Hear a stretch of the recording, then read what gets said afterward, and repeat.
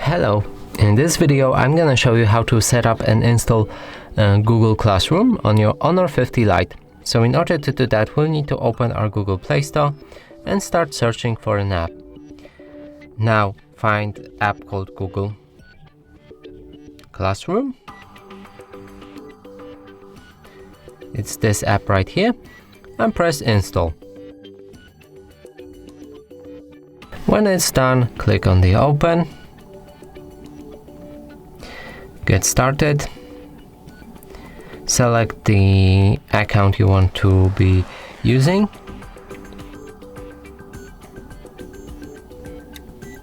And from here, to join any class, press on this plus, join class, and you will need to enter the class code, which should be provided to you.